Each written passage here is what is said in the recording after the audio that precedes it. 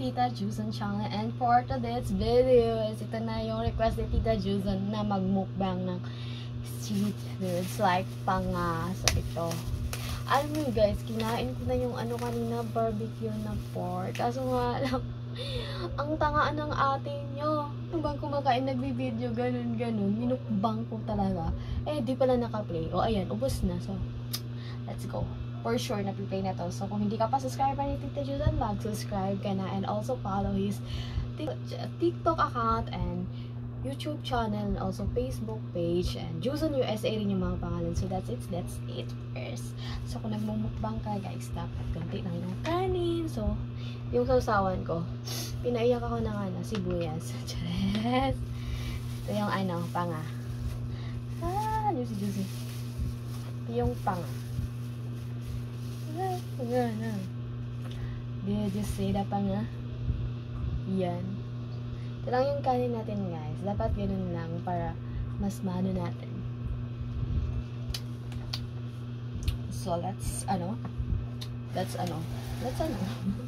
let's eat muna. So, tignan niyo yung panga, guys. Usog tayo. Tapos pala, may natirang pastil. So, isamin natin kung mas masarap ito sa kanin. Yes! Pastil at chicken, then panga. Diba? Halal na halal pa. Oh. Unang subo para sa'yo. Cheers!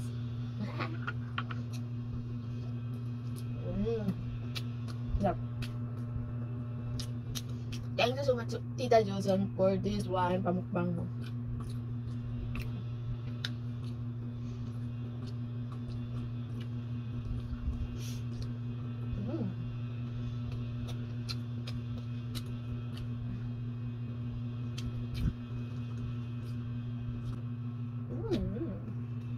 Love it.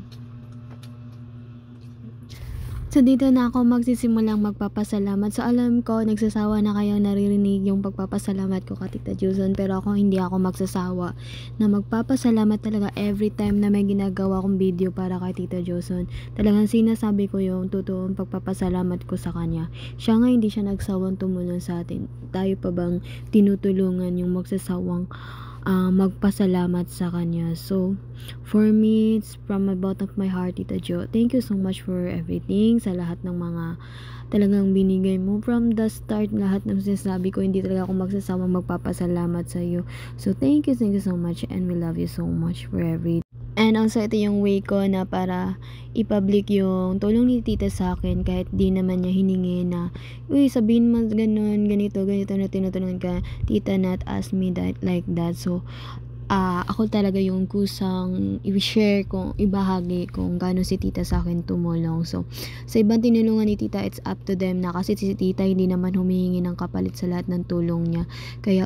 Kaya ako gusto kong ipagsigawan sa buong mundo kung gaano kamay mabuting puso si Tita Juzon sa akin at sa lahat. Kaya, Tita Jo, ipagpatuloy mo lang yan. Tara, laban tayo. Cheers! And that's it for today's video. So, ayun, subscribe Tita Juzon sa channel niya and sa Facebook page niya, Juzon USA rin, and follow his TikTok account, Juzon USA rin. Thank you so much, everyone!